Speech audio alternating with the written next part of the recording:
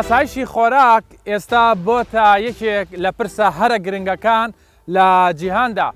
گۆڕانکاریەکانی کەشوهەوا و هەڵگیرسانی جەنگ لە بەشێک لە وڵاتان کاریگەری ڕاستەوخۆیان هەیە بەسەر بەرزبوونەوەی نرخی دانەوێڵە. ئەمە ژوای کردووە خواست بۆ ئەم بەرهەمە زیاتر بێت لە جاران. لە بەرامبەریشدا نرخەکەی بە ڕێژەی 120 بەرز ببێتەوە. ماوەی 2 ساڵیشە لە هەرێمی کوردستان و بگرە عێراقیش بە گشتی بەهۆی کەمی ڕێژەی بارانبارینەوە کاریگەری ڕاستەوخۆی کردووەتە سەر بەرهەمی دانەوێڵە. ئەگەر بە داتایەکی دروست پێتان بڵێم لە هەرێمی کوردستان لە ماوەی تەنها ئەم 2 ساڵەدا بە ڕێژەی 140 بەرهەمی دانەوێڵە کەمی کردووە. بەڵام پلانی حکومەت و وەزارەتی کشتوکاڵ و سەرچاوەکانی ئاوە لە ڕێگای هاندان و پاڵپشتیکردنی جوتیارەکانەوە. لە هەمان کاتیشدا بوونی بەڕێوەبەرایەتیە توێژینەوەکان لەسەر جەم پارێزگاکانی هەرێمی کوردستان بۆ چاندنی بەرهەمی بنەتۆ کە بتوانێت لەگەڵ کەشوهەوای هەرێمی کوردستان و کەمی ڕێژەی بارانباریندا خۆی بگونجێنێ. مەبەستی منە لەم بەرنامەیە بە دوواداچوون بکەم و کەسانی شارەزا و لایەنی بەرپرس بدوێنم بزانم لە کاتی ڕوبەڕووبوونەوەی قەیرانەکاندا چی دەکرێت بۆ ئەوەی ئاسایشی خۆراک لە هەرێمی کوردستان پارێزراو بێ. لە بوشانەوەی ئەم جارەدا بە دوواداچوون بۆ ئەم بابەتە دەکەم.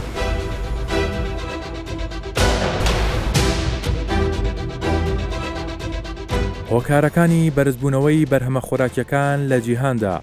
بەرزبوونەوەی پلەی گەرمای زەوی بە تێگڕای 1.1 پلەی سیلیزی، چڕبوونەوەی گازی دوانۆکسیدی کاربۆن، هەناردان نەکردنی بەرهەمی دانەوێڵە لەلایەن رووسیا و ئۆکرانیاوە کە بە ڕێژەی 130 بەرهەمی دانەوێڵەی جیهان پێک دێنن، بەرزبوونەوەی نرخی سوتەمەنی بە ڕێژەی 130، بەرزبوونەوەی تێچووی گواستنەوەی بەرهەمە خۆراکیەکان بە ڕێژەی 110. ئاسایشی خۆراک یەکێک بوو لە کارە هەرە لە پێشینەکانی کابینەی نۆیەم، ئەمەش بە پاڵپشتیکردنی جوتیاران و هاوکاری و ڕێنمایی لەلایەن وەزارەتە پەیوەندیدارەکانەوە. هەر لە تەمەنی کابینەی نۆیەم 3 سایلۆی بەرهەمی گەنم و جۆ دامەزران کە لەلایەن کەرتی تایبەتەوە بەڕێوە دەبرێن و ئێستا 2 لەو سایلۆیانە بەرهەمەکانیان دەخەنە بازارەوە. بەڵام ماوەی 2 ساڵە بەهۆی وشکە ساڵیەوە بەرهەمی دانەوێڵە لە هەرێمی کوردستان کەمی کردووە. جوتیارێکی نمونەیی دەدوێنم کە زیاتر لە نیوەی تەمەنی لەگەڵ گوڵەگەنمەکان بەسەر بردووە بزانم ئەوان ئەم 1-2 ساڵە چۆن لەگەڵ دۆخەکەدا مامەڵە دەکەن. ئەو ساڵ چەندە چاندووە، چەندە پشتت بە ئاوی باران بەستووە، چەندت پشت بە ئاوی مەسەن پرۆژەکانی ئاودێری بەستووە؟ خۆیمە بێتەوە هەمووی 230 دۆنممان چاندیە، 230 دۆنم 168 دۆنمان بە ئاودێری کردیە، 120 دۆنم ڕەشەی ئەملاقە کە دەسوڕێمە ئەویت کەش بە کێشکەی مەسەلەن بە بۆڕی دەیگۆزینەوە بە عەمەلەوە بە خۆمان و هەمووی ئاو دەدەن لە بەوەیە ناتوانێت ئەوسار باران نەبوو بتوانین پشت بە باران ببەستی باش بیتن. تەبعاً ئەوەی کە باران پشت بە باران بەستە باش نییە و سارنی یعنی نەبووە یعنی شکە ساریە تەواویانی بەس ئەوەی ئاودێریەکەش مەسەلەن مەسرەفی دەوێت یعنی توش باهۆش بە هەونتە نایە تەقەن بە کارەبایە و ئەوەی مەسەلەن کارەبای نییە بە گازی دەبی ئاودانێ بکە پێداویستی دەوێتن بە هەموو لایەکی دەبی مەسەلەن وە بکەین ئینتازەکەی بەرەو پێش ببیت. باشە ئەو ساڵ ئەگەر تەماشا بکەین نرخی گەنم بەرز بۆتەوە شتێکی عالەمیە. ئایا گەر جوتیاران زیاتر گرنگی بە پارچە زەویەکانی خۆیان بدەن لە ڕێم پرۆژە ئاودێری قازانج ناکەن؟ طبعاً زۆر قازانج دەکەنە تو مەسەلەن سعر عالەمی بە خۆی بەرز بوویتەوە گەنم بەس مەساریفیشی زۆرە ئەگەر بێت و مەسەلەن لە ئەو سعر بەرز بوونەوەش بڕک مەساریفەکەی کەمتر بیتنە تو بە خۆت دەزانی مەسەلەن سەمادەمە لێماندا چیمای شەکرمان لێدا بە 1,50,000 تەنی کڕیتمان مەسەلەن ئێمە زبرمان لێدا لە بەدیلی چیمای مڕەکەب گەلە گرام بۆ 1,400,000 نەمان توانی لێ بدەین مەسەلەن زبرمان لێدا زبری حیوان و شتانەمان لێدایە ئەوجا ئەو کولفێ هەرچەند زۆربی مەسەلەن هەر دەیتە سەری یعنی قازانجەکەی وانە یعنی ئەگەر بێت و شتێک بکرێ عیلاجێک بکرێن لە ڕۆ لایەن حکوومەت و لایەن ئەوە مەسەلەن سەمات لە ڕووی گومرگەوە لە ڕوو شتێوە یعنی داشکانی لەوە بکری ئاسانکاری لەوە بکری لە فەلاعی تاوان باشتر دەبێت قازانج دەبیتن زەرمەند نابیتن فەلا. باشە یعنی هەستەکەی جوتیارانیش خۆیان کەمێک کەم تەرخە من ینی کەلەوەی کە گرنگی بە پارتە زەویەکانیان نادات طبعا هەیە کەم تەرخەمە ڕاستە لەگەرتم مەسەن هەیە کەم تەرخەمە مەسەلەن زەویەکەی دەبی مەسەب لێ ناگیان دەگات دای دەچینێتن سەمادی کەم لێ دەدا یان دەبێت ئەتوو مەسەلەنگە ئاو لێ نادری محاوەی بکە بیری لێ بدا مەسەلەن ئەوەی بکە بەس دەبی هاوکاری حکوومەتی لەگەردابی بەڕاستی چکو بە جوتیاری بە تەنێت ناکرێتن مەسەلەن ئەگەم سبەینێ ماوەگو میسال بیر ڕاوەستا بوو موافقەی ئێستا بینەکە مەسەلەن بوویتەوە لێ دەدرێ مەسەلەن موافقەی بیتەوە لەگەر ئەوەش ئاسانکاری لۆ بکرێ فەلاحەت پێ داویستێکی هەبیتن لۆ جێبەجێ بکری وەبی بە هەموو بە هەردوو لایەن بە حکوومەت و بە زوتیارانەوەی بەربوومەکەی بەرەوە پێش بین و بە باشترین ئینتاج تۆ چەند ساڵە بۆ نمونە جوتیاری و چەند ساڵە ئاوا پارتە زەویەکەت بە کەمی بەرهەمەوە نەبینیوە والله ئەوە تقریبانەوە دو سال سێ سال لەو دو سارەی بە کەمیمان دیدی ئەگەنە چەند سارە ئەمە لە پێشی هەشتایەکانیشەوە پێشی هەشتایەکانیشە بابوو باپیرم و ئەوانش هەر فەلاعمل لەسە ئەو زەویە بابیشم ئالێ بکانە فەلاعەتی لەسە ئەو پارچە زەویە کردیتی یعنی هیچ شتی وها نەبووە یعنی مڕەشە نەبووە یعنی ئەو شە باران ڕەحمەتاتی یا مەسەلەن سارێمە تۆمان دەکرد هەر مەجال نەدەبوو تۆی بکەی لە بە بارانی لەگەڵ تەواوی گۆڕانکاریەکانی کەشوهەوا و بەرزبوونەوەی پلەکانی گەرما و هەڵگیرسانی جەنگ کە هۆکاری سەرەکین بۆ بەرزبوونەوەی بەرهەمی دانەوێڵا بەڵام هەوڵەکانی حکومەت بەردەوامە و لەم مانگەدا باجی لەسەر بەرهەمی خۆراکی و ئاژەڵی زیندوو هەڵگرت مەبەستمە بزانم وەزارتی کشتتوکاڵ و سەرچاوەکانی ئاو کە وەزارتێکی پەیوەندیدارە بەو بابەتە بۆ ئەم دۆخەی ئێستا چ پلانێکیان هەیە؟ قەیرانێک هەیە لە جیهانە ئاسایشی خۆراکە بەرهەمی دانەوێڵەیە ئەمە تا چەند تەئسیرات و کاریگەری لەسەر هەرێمی کوردستان هەبوو ئەم بابەتە بێگومان زۆر تەئسیراتی هەیە ئەم وڵاتێکی گەلێکی مەزن نینی بەلکی ژمارە خەلکێمە هەموو هەتا 6 ملیۆن کەسیە 6 ملیۆن کەس نەگەلەکە ئەتقارین ئەم هەندێک وەکی دیژی پراستیش بۆ تەبێژم هەتا ئیرۆژی بەلکی ئەو ئاڤان نکمە هەی و بەلکی ڕاستە حشکە ساڵی گەلک دەڤێت کوردستانیا تێتەکردن مەزەڵەن نهۆل گەرمیان هاتە ڕاگەهاندن و حشکە ساڵیە دوهی مگوهێ خۆدایێ پارێزگارێ هەولێرێ بەحست کرد کول دەشتا زرارەتی و گەلک دەڤێت دی و یعنی ئەڤان مەناتقێت دەشتا هەولێرێژی گەلک حشکە ساڵیە لێ هاتیەکردن بەس هەر دیسا هەتانهۆ دەڤێت ما یەکچیایی گەلک دەڤەرمەیەت هەین هەتان هۆژی وەزعیوان زۆر خراپ نییە بەس ئەم وەختێ خۆ مقارنەت کەین گەل دەڤەرێت دیەت عێراقێ بەلکی وەزعیمەد ڤیر ڕوویدا چێترە ئێمە لە هەرێمی کوردستانە کۆمەڵە ڕووبار و زێمان هەیە یعنی ئاوەکە زۆر بە فیڕۆ دەچێت بۆچی تا ئێستا پرۆژەی ئاودێری لەسەر ئەم زێیانە دروست نەکرابووی کە بتوانین لە ڕۆژێکی ئاوادا سوودی لێوەربگرین هەر دامڕۆڤ وەکیت بێژن ڕاستیە بگەهینەتن حکوومەتە هەرێما کوردستانی کابینانە هەیە جەنابی سەرۆکی حکوومەتێ کاک مەسرور بارزانی پراستی بایخدانەکە مەزنیا داوی بابەتی ئەمێت قەیرانەکێدا جیم بەلکی گەلک جارە گەلەکە بزەحمەتە هەتا موچێ خەلکێ تێتە دابینکردنا ئەvە چەند ساڵە چوو بوو جێش عێراقێ بۆ هەرێمێ نەهاتیە سەرێ هەندێڕا بەلکی گەلک جارامەیە گوتی مەنێزیکی 13 بەنداوایەت هەین ئەو بەنداوێت و کار تێدا هاتیەکردن بەس هەتان هۆ نەهاتینە تەمامکردن پارێکی باشێ بۆ ڕەهاتیە تەرخانکردن و هەندە کاشوان کاری سەرتێتەکردن هەرش بەروێ هەندەیەدا و ئاف بێتە کۆمکردن ینی بۆ گولدانەوەی ئاوە ینی بۆ وێ هەندەیە ئێستا وەکو وەزارەتەکەی خۆتە مەسەن چه ئامادەکاریێکتان کردووە چه هەوڵێک ئەدەن ینی لەم دۆخەی ئێستاە واللهی هەوڵدانامە بەردەوام بەلکی ئەمێت هەماهەنگیەشدا لەگەڵ وزارەتە کشتتوکاڵە عێراقێ دائما موضوع ئەف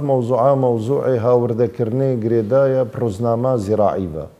ڕۆژنامە زیراعی بەلکی ئەمێت بینین کول باجێڕێت یعنیەت خوار و ناڤەڕاستە عێراقیژی قەیرانەکە مەزنا پەیدا بووی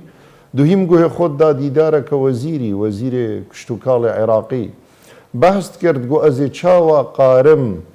تەئمینە ئاساییشە خۆراکێ بکەمە کە ئەسنەوە مەسەلەن کۆگایەت مدات مەغزەنێت مدا بەلکی مەتەنەکە عەلەفی نینە بەلکی مەتەنەکە کیمیایی نینە و توتزانی بۆ کشتتوکاڵی ئەف دەعمە دەوێت سەما دەوێت یعنی علەف دەوێت دەرمانێت قڕکەر دەوێن گەلک تشتێک پێویستە ئەم الگەل حکوومەتە عێراقی الگەل وزارەتە کشتتوکاڵە عێراقی یەت هەما هەنگیەدا گەلک جارە هەندێک بابەت هەبوون مەڕێنەتدایە بێن بەلکینەوە ڕێها تێتەدات. پرۆژە استراتیژیەکانی وەزارەتی کشتتوکاڵ و سەرچاوەکانی ئاو لە ساڵی 2020-2021 جێبەجێکردنی سێ پرۆژەی بە بازارکردنی گەنم، دروستکردنی نۆبەنداوی استراتیژی بە شێوەی PPP، کردنەوەی گەنجینەی ساردکەرەوە بە توانای 10,000 تۆن، پرۆژەی دانانی ستیکەر و بارکۆد و لۆگۆ لەسەر بەرهەمی مریشک، کردنەوەی عەلوەی هاوچەرخی هەولێر لەسەر ڕووبەری 300 دۆنەم. رووسیا و ئۆکرانیا کە بە ڕێژەی 130 بەرهەمی دانەوێڵەی جیهان داوین دەکەن، ئێستا هەناردەکردنیان بە ڕێژەی 175 کەم کردوێتەوە و ڕاستەوخۆ کاریگەری هەبووە لەسەر بەرهەمی خۆراکی هەموو جیهان و بازارێکی تایبەت بە فرۆشی بەرهەمی دانەوێڵەیە لە هەولێری پایتەخت. بزانم دۆخی بازرگانان چۆنە؟ ئێستا ئەوان ئەو بەرهەمی دانەوێڵە لەکوێوە هاوردە دەکەن؟ ئەو گۆڕانکاریانە چی بوو کام ساڵ بەسەر نرخی بەرهەمی دانەوێڵە هاو بۆچی نرخەکەی گران بوو؟ ئەم ساڵێکە لە چاو پارەکە نرخی دانەوێڵە گران بووە باشە لەبەرەوەی ڕێژەی باران کەم بوو لە هەرێمی کوردستان تاسیری کرد فەلاعش بە جۆرە پێویست مەڕەشەی نەبوو ئاو دانەوێڵەکەی پێ ئاوداتن و هۆکاری دوێمێ شەڕی ئۆکراین و رووسیا بوو کرێ گران بوو لەبەر هەندێک نرخەکەی بەرز بووە. ینی ئێمە گەنم و جۆوانە لە رووسیاوە هاوردە رووسیا و ئۆکرانیا هاوردەمان دەکرد لە بۆ ناوخۆ. باشە نرخەکەی بە ڕێژەی سەدا چەند بەرز بوو بۆ منە پار بە چەند بوو ئەو ساڵ بە چەند پارێکە حکوومەتی عێراق 550,000 دینار وەری دەگرێت بەس ئەم ساڵێکە 750,000 لەبەرەوەی گران بوو. ئێستا بەسەرەن فەلاحەکان وەکو ساڵانی ڕابردوو گەنم دێنن لە بازارەکە بیفرۆشن یا تەسلیمی سایلۆکەی دەکەن تاکو ئێستا گەنم وەختی دوورنێ ناتێت گەنم بێتە بازار ئەگەر بێتن تەبان فەلاحی جوتیاری دێنێتە ناو بازار دەیفرۆشی یان تەسمیلی سایلۆی دەکات. باشە ئێستا ئەوانەی کە دێنە ئەو بازارە گەنم دەکڕن چێن زیاتر ئەوانەیە کە دێن گەنمی دەکڕن لە بازارێ کارگەی ئاریکەکان دەکڕن و مەڕدارەکان بە جۆرە پێویستیش مەڕدارەکان نرخی زۆر گرانە تاسیری کردیە لە هەتە لە گۆشت و ئەوهای بەروبوومی گۆشت لە بازارێ ئەنچکە هەمووی بەستراوە بەیەکەوە هەموو بەستراوە بێکەوە بەڵێ زۆر باشە. کاک لاوە چی بکرێ بۆی کە مەسەرن باسیەوەت کرد وشکە ساڵیە فەلاحەکان پشت بە ئاوی باران دەبەستن زیاتر چی بکرێ بۆ فەلاحەکان زیاتر؟ پێویستە وەزارەتی کشتتوکاڵ پشتگیری فەلاحی بکاتن پارەی بە قەرز بداتن تاکو مەڕەشەی پێ بکڕی گەنمەکەی پێ ئاودا یاخود جۆیەکەی پێ ئاودا یاخود دەرەکەی پێ ئاوداتن هەتا بەروبوومەکەی کەمێک زیاد بتن بینتە بازاری تاسیر لە بازاری نەکاتن لە مەڕ و ماڵاتیش نەکاتن هەتا گۆشتیش سعرەکەی سابت بیتن. باشە ئەگەر بە شێوەیەکی گشتی باسی نرخەکانم بۆ بکەیت و بە بەراورد بە پار ساڵ مەسەلەن گەنم بە چەندە جۆ بە چەندە دەرەجەیەک و دەرەجە جوو جۆی ڕەش بە چەندە؟ ئێستا گەنم بە 720,000 دینار 730,000 دیناری لە بازارێ باشە و جۆی ڕەشش خۆی گەیاندە 800,000 و جۆی سپیش ئۆکرانی دێتن بە 700,000 دیناری بە جوملا.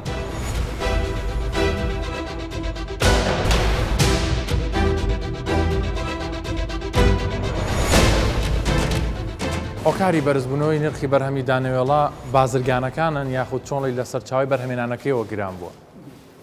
سەرچاوی بەرهەمهێنانەکەی دەوری زۆرە لە گرانبوونی نرخی دانەوێڵە ئەو شەڕی ئۆکرانیا زۆر تەئسیری کرد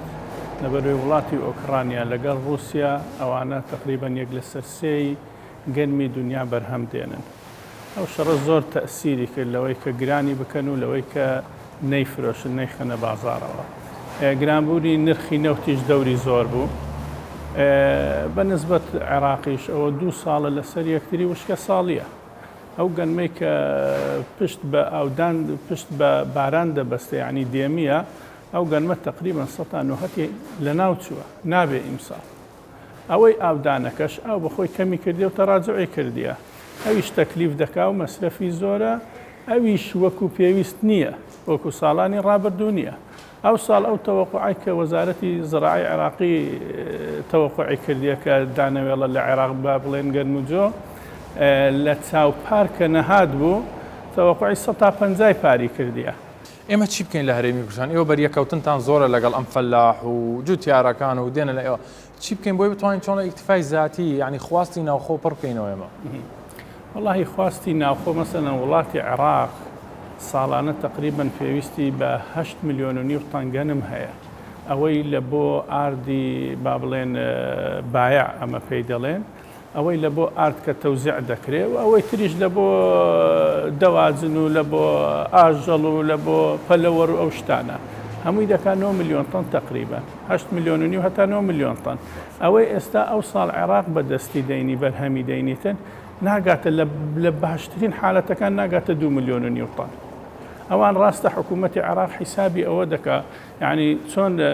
گەنم لە بۆ ئارد تەئمین بکاتن بەڵام حیسابی ئەوە ناکە مەسەلەن لە بۆ ئاژەڵ لە بۆ پەلەوەر ئەوانش یعنی کەمیەیەکی یەکجار زۆری دەوێتن. ئەو جەلۆیە هەموو حیسابك ئەو ساڵ عێراق نەقسێکی گەلێک زۆری هەیە و ئەو نەقسەش یعنی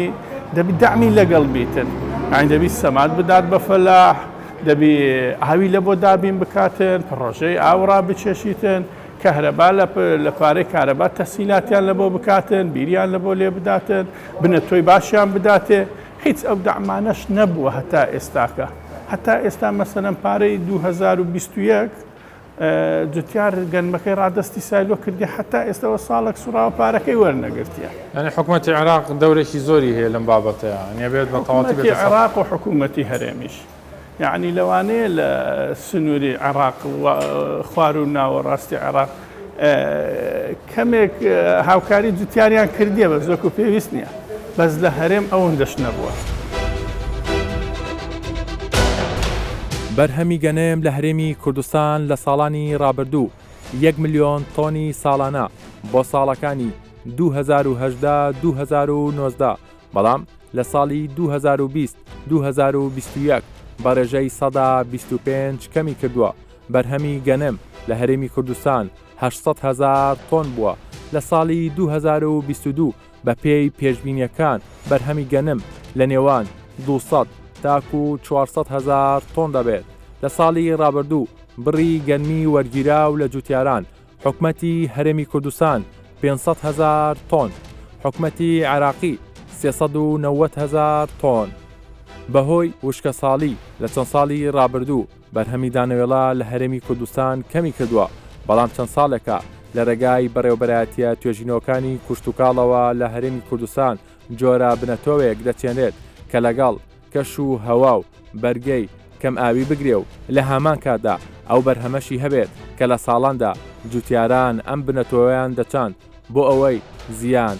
بەرهەمی دانەوێڵەی هەرێمی کوردستان نەکەوێت. سەبارەت بە بنەتەوەکان ئێستا لەم دۆخی ئێستاە وەکو بەڕێوەبەرایەتی توێژینەوە چی دابەشەکەم بەسەر جوتیاران یاخود جوتیاران کام بنەتەوە بەکاردێنن؟ ئێستا ئەو بنەتۆیانەی کە با بڵێن لە بەردەستی جوتیارانە گەنمی جۆری هەولێر 2 و هەولێر 4 جۆی قەڵا 1 قەڵا 2 کە تەواو خۆی گونجان لەگەڵ ئەو وشکە ساڵیە کە پێویستی زۆر بە ئاو نییە لە جۆرەکانی هەولێر 8 کۆیە 4 و کۆیە 18 ئەو سێتەرزە بۆ ئەمساڵ لای خۆمان زیادمان کردیە بە ڕووبەری دیاریکراو یان با بڵێن فراوان دوای ئەوە با بڵێن ساڵی داهاتوو دەکەویتە بەردەستی براجوتیارەکان. باشە جگە لە کێشەی کەم ئاوی و ڕێژەی بارانبارین بۆ نمونە هیچ نەخۆشی و شتێک بڵاو بۆتەوە بەلاو بەرهەمی دانەوێڵەوەی کە ئێوە نزیکن لە جوتیارانەوە؟ بڵێ خۆی لەگەڵ با بڵێن ئەو گۆڕانکاریە کەش و هەوایە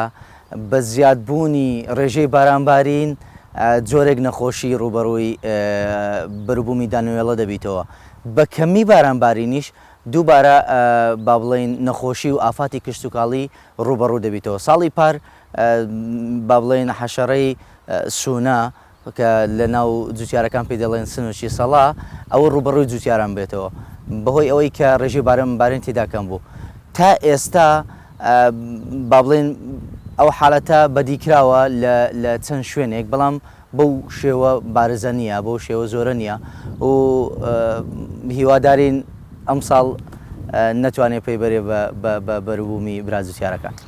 تۆ باسیەوەت کردوتە ئێستا یەک دو ساڵە خۆمان گونجاندۆ کۆمەڵە تەرز و بنەت و ئەوانە مەسەن دادەچێنین بۆی کە لە ساڵانی داهاتووە بەسەر جوتیارانە دابەشیکەین. ئایا جوتیاران ئێوە نزیکن لە جوتیارانەوە ئەوان خۆیان گونجاندووە لەگەڵ ئەم دۆخی ئێستاە؟ بڵێ هەر لە کارنامەی کابینەی حکوومەتی هەرێمی کوردستان بە ئاراستەی زیادکردنی بەرهەمی ناوخۆ و دابینکردنی ئاسایشی خۆراک ئێمە هەر لەو چوارچێوە زیاتر هەوڵەکانمان زیاتر و زیاتر بووە. ئەو وەکو باسم کرد ئەو تەرزانێکە ئێمە هەیە هەمانە بە تایبەتی ساڵی پار وەکو زەنگێکی ئاگدارکردنەوە بوو بۆ ئەوی ئەمە زیاتر کار لەسەر و تەرزانە بکەین کە تەواو ئیدی بووە ئەمری واقع دەبی زیاتر کار لەسەری بکەین و بەرگری ئەم کەم باریانیە بگریتن. لەلایەن جوتیارە بەڕێزەکانیشەوە ئەوانیش ئەو بنەتۆیانەی کە لەلایەن ئێمەوە دابش کراوە بەسەریاندا جۆرێکیان کە پێویستی بە ڕێژەی ئاو هەیە با بڵێن کەمی بارانبارین هەیە ئەوەی تر تەواو ینی پێویستی بە ڕێژەیەکی زۆر باران نییە و بە تەواوی براجوتیارەکانیش خۆیان لەگەڵ گونجاندووە. ئێوە دەتوان بڵێم وەکو بەڕێبەراتی توێژینەوەکان خۆتان ئامادە کردو ئامادەکارێکی باشتان تایە کە خۆتان لەگەڵ بە تەواوەتی لەگەڵ دۆخەکەی گونجاندووە؟ ئێمە بەردەوامین ینی هەموو هەوڵێکمان خستۆتە گەر لە بۆ ئەوەی ئەو تەرزانە هەڵبژێرین کە بە تەواوی لەگەڵ کەش و هەوا و ئەو ئافاتە کشت و کاڵیانەی کە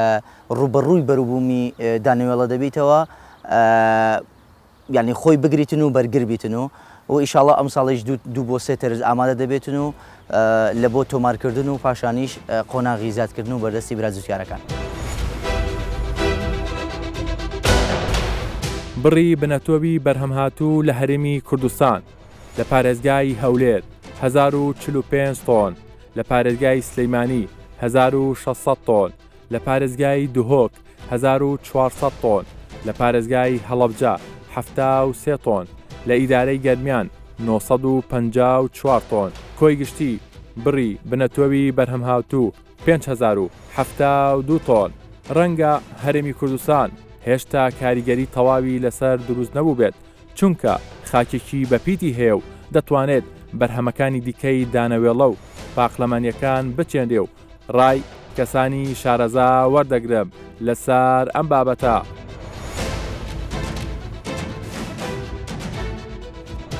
پێویستە ژوورێکی هەماهەنگی هەبی نەمابەینی وەزارەتی خوێنی باڵا و وەزارەتی کشت و کاڵ. وەزارەتی خوێنی باڵا بە دیاریکراوی کۆلێژەکانی زانستە ئەندازێرە کشت و کاڵەکان لەبەرەوەی ئێمە ئێستا کە من بە تەبیعەتێکی بچووکی خۆم قوتابیم هەیە ساسیک ئەسیدمان ڕشاندیە تا نەباتەکانم تێنویان نەبی کەواتە خۆ ساسیک ئەسید لەوانەیە بە ڕێژەیەکی زۆر کەم دەوری هەبی لە تێنێتی شکاندنی ڕۆکە بەرهەمە ڕۆژیەکان یعنی ئەو بەرهەمە ڕۆژەی کە هەمە ئێستا کە لەوانەیە لە بابلین لە ستێژێک یا لە قۆناغێکی ژیانی خۆی پێویستی بە ئاوە گەر من معاملەی بکەم بە دەرمانێکی معەن لەوانەیە ئەو پێویستەی دادەمرچێنی یاخود بابلین ئۆڤەرکەمی لێسەر دەکە یاخود ئۆڤەرلۆدەکەی کەم دەبێتەوە کەواتە ئەو عیلاجمان هەیە بەڵام بەداخەوە نەبوونی ئەو پەیوەندیە یا نەبوونی ئەو ژوورەی هەتا وەزارەتی کشت و کاڵ مەفروزە ژوورێکی بەڵێن ژووری ئەمەلیاتی هەبی بۆ ئەو گرفتانەی کە لە هەنووکەین چونکە هەندێک گرفتمان هەنووکەیە لەوانە ئەو بارانەی ئەو لەو هەفتەی ئینشاڵڵا ئەگەر بباری ئەویشان ناڵێن لە 100% خراپە وەکو ئەوەی هەندێک برادر باسییان کرد نا